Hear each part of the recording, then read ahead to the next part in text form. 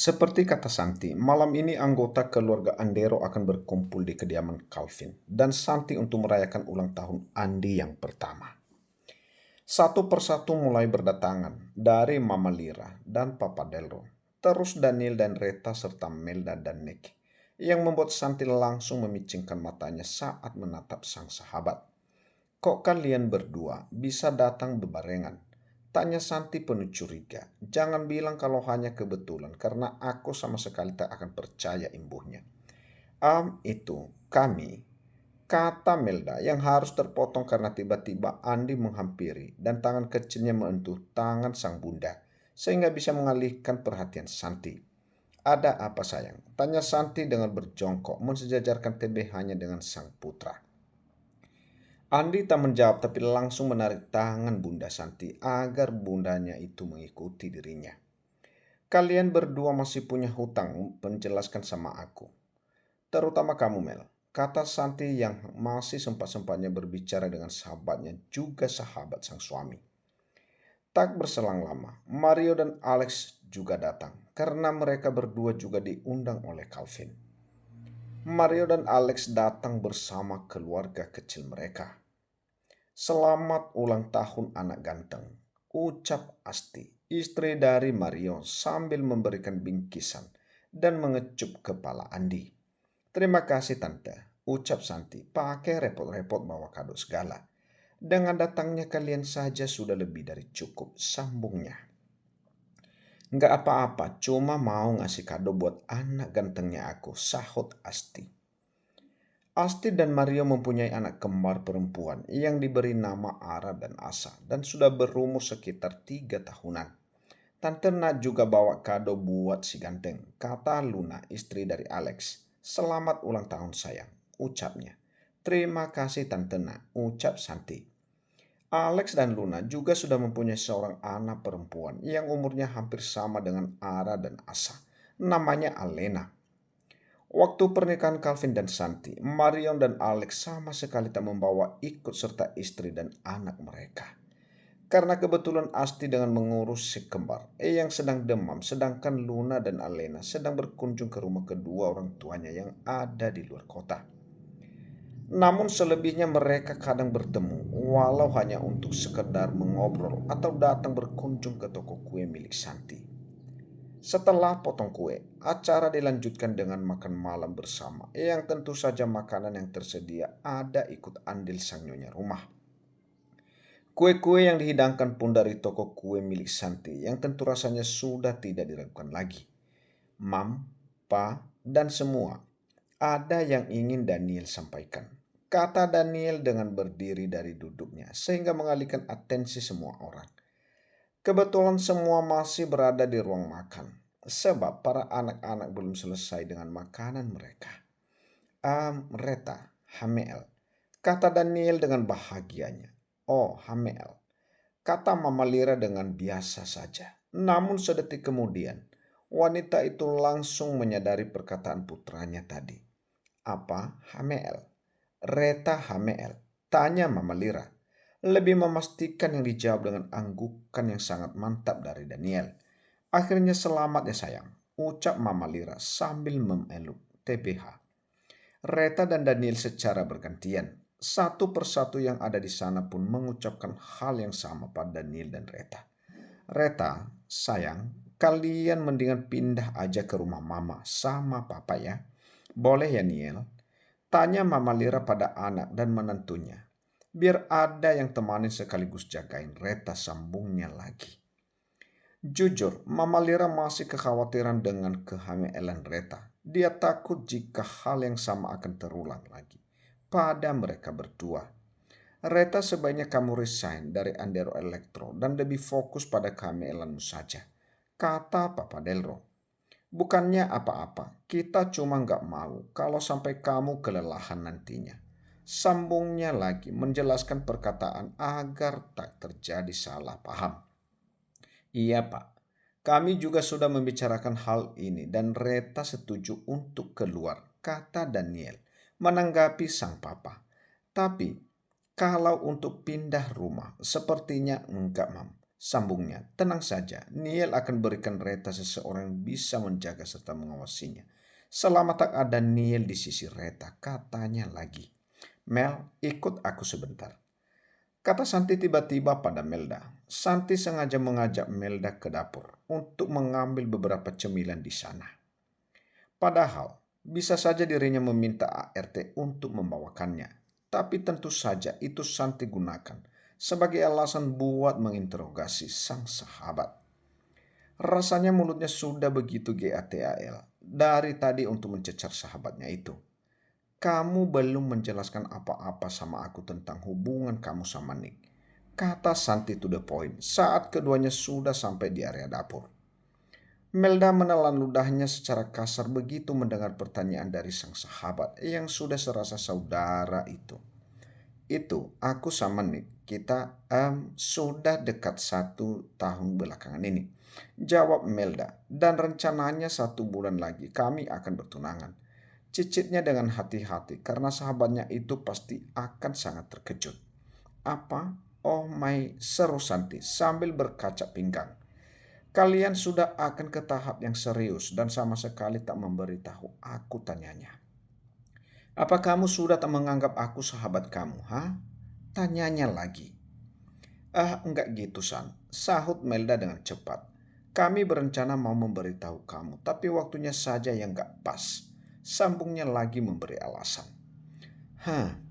Waktu 1 tahun kamu bilang waktunya yang gak pas. Kata Santi dengan senyuman yang seperti mengejek Melda. Santi, maaf.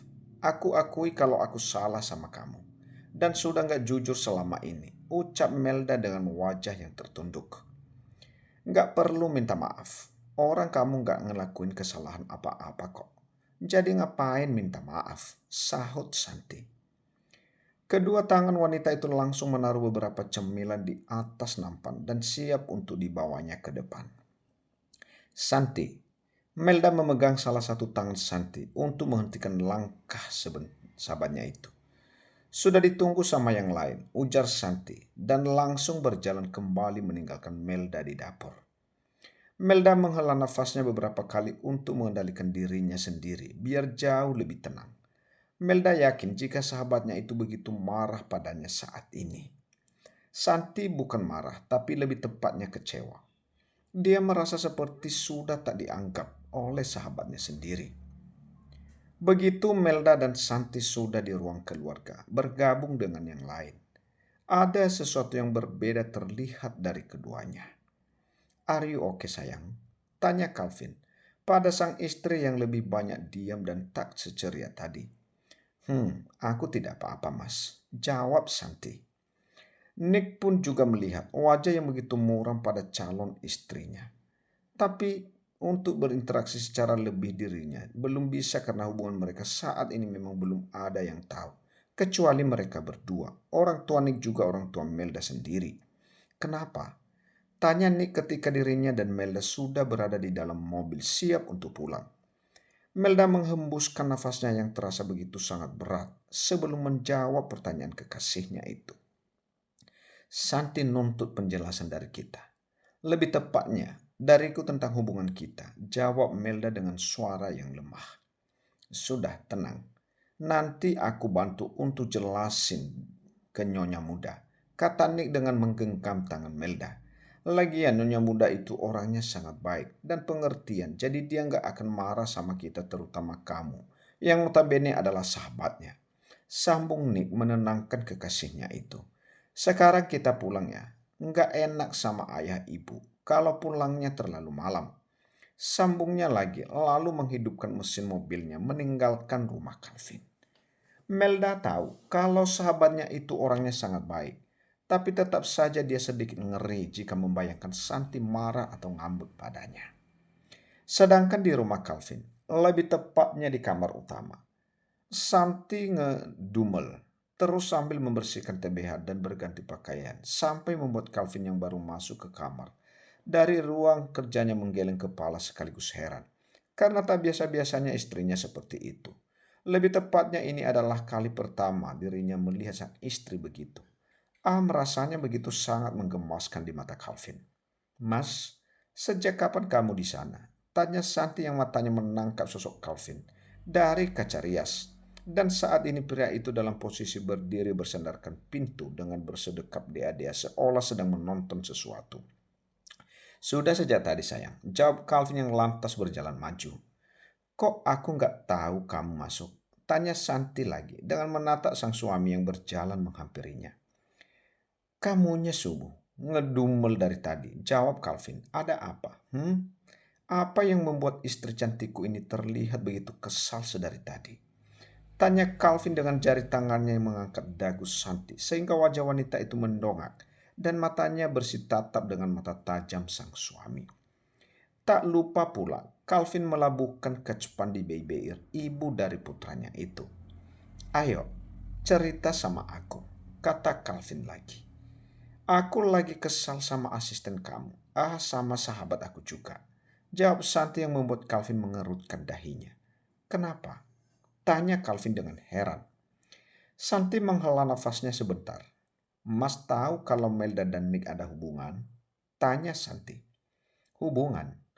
Tanya Calvin. Iya, hubungan spesial. Sahut Santi. Enggak, aku sama sekali enggak tahu, kata Calvin. Oh, apa itu sebabnya? Tadi mereka bisa datangnya bererengan. Tanya Calvin kemudian. Iya, lebih tepatnya memang datang bersama, jawab Santi. Mas serius enggak tahu? Selidik Santi dengan memicingkan matanya pada Calvin. Iya ampun yang, aku benaran enggak tahu, kata Calvin meyakinkan sang istri. Memang Calvin nggak tahu kenapa, karena Nick juga nggak pernah cerita apa-apa padanya. Nick dan Melda, mereka sudah berhubungan selama 1 tahun belakangan ini, kata Santi. Dan aku baru tahu tadi pas mengajak Melda ke dapur. Itu pun karena aku paksa, karena aku penasaran. Kok mereka datangnya barengan? Nggak mungkin kan, hanya kebetulan semata. Sambungnya lagi. Pantesan, setelah dari dapur kamu berbeda, kata Calvin mengingatkan wajah Santi tadi. Tapi harusnya kamu senang dong sayang. Bukannya marah kalau mereka berdua memang punya hubungan dekat. Sebab kamu sendiri sudah tahu dan begitu mengenal Nick, sambung Calvin. Aku itu nggak marah mas, aku cuma sedikit kecewa saja. Bukan hanya pada Melda, tapi juga pada diri aku sendiri, sahut Santi. Aku merasa jadi orang bodoh yang tak tahu apa-apa tentang sahabatnya sendiri. Sambungnya lagi. Lagian, kenapa Melda nggak mau cerita sama aku? Padahal aku ini sahabatnya loh. Bahkan aku sudah menganggap dia seperti saudariku sendiri. Apa segitu nggak percayanya dia sama aku? Imbuhnya dengan segala prasangkanya sendiri. Padahal, sedari dulu mereka berdua selalu berbagi cerita. Nyaris tak ada yang disembunyikan dari keduanya. Ini adalah kali pertama Santi mendapatkan hal ini dari Melda. Jadi wajar jika dirinya sedikit kecewa. Sudah, jangan ngedumel terus. Sekarang lebih baik kita tidur. Sudah malam, kata Calvin yang mengajak Santi berbaring di ranjang mereka. Aku bersih-bersih bentar, sambungnya lagi. Begitu Santi sudah berada di RNJK, tak lupa mengecup sekilas kening istri tercintanya. Pagi ini, masih pagi-pagi sekali Melda sudah menghubungi Santi untuk mengajak nyonya muda Andero itu bertemu nanti siang di toko miliknya. Wanita itu sedari malam tak bisa tidur nyenyak karena tak tenang memikirkan akan kemarahan sang sahabat. Salahnya juga sih yang gak jujur dengan Santi dari awal akan hubungannya dengan NIK. Sebenarnya, Melda cuma tak ingin jika ternyata hubungan yang sudah terlanjur dia publikasi ternyata malah kandas di tengah jalan. Malah sekarang wanita itu jadi merutuki segala kebodohannya. Masih pagi kok sudah bengong lihatin layar ponsel? Tanya Calvin yang lebih seperti teguran untuk Santi ketika pria itu baru bangun tidur dan mendapati Santi yang serius dengan ponselnya sampai tak menyadari kehadiran dirinya. Ah, ini aku lagi baca pesan dari Melda mas, kata Santi yang langsung mengalihkan pandangannya ke arah sang suami. Kenapa? Tanya Calvin. Ini Melda mengajak ketemu nanti siang di toko, jawab Santi. Mungkin mau ngomongin tentang hubungannya dengan Nick. Apalagi sebulan lagi mereka berdua rencananya mau bertunangan. Papar Santi yang membuat Calvin menghentikan pergerakan tangannya yang sedang mengancikan kancing ke mejanya dan langsung menoleh ke arah sang istri. "Kamu serius, Yang?" tanya Calvin. Santi melangkah mendekati sang suami dan meraih ke meja Calvin untuk membantu pria itu mengancingkan sisa kancingnya. "Iya, Melda sendiri yang bilang," pas di dapur jawab Santi. Santi langsung mengambil celana dasar yang sudah dia siapkan untuk dia pakai sang suami. "Kalau yang ini aku beneran kaget dengarnya," kata Santi sambil memakai celana panjangnya. "Lah, aku juga sama mas," ujar Santi. Setelah selesai menaikkan dasi untuk Calvin, Santi pamit untuk ke kamar sang putra karena sudah waktunya pria kecilnya itu bangun. "Ah, anak pintar bunda, sudah bangun," kata Santi berjalan menghampiri ranjang yang mana sang putra sudah duduk dan berceloteh. "Ndak," beo Andi dengan senyumannya kala melihat Santi. "Iya anak bunda," sahut Santi. "Sekarang kita mandi ya nak. Terus sarapan sama ayah," kata Santi yang mulai menurunkan pembatas tempat tidur agar putranya tak terjatuh saat sendiri. Andi yang digendong Santi terus meronta minta diturunkan. Alhasil ibu satu anak itu pun menuruti apa mau putranya. Menggandeng tangan mungil dan lembut untuk berjalan bersama menuju ke arah kamar mandi meskipun dengan langkah yang lumayan pelan untuk Santi. Tapi hatinya begitu merasa senang bisa dekat dengan si buah hati dan melihat semua tumbuh kembangnya setiap hari yang menurutnya begitu menakjubkan.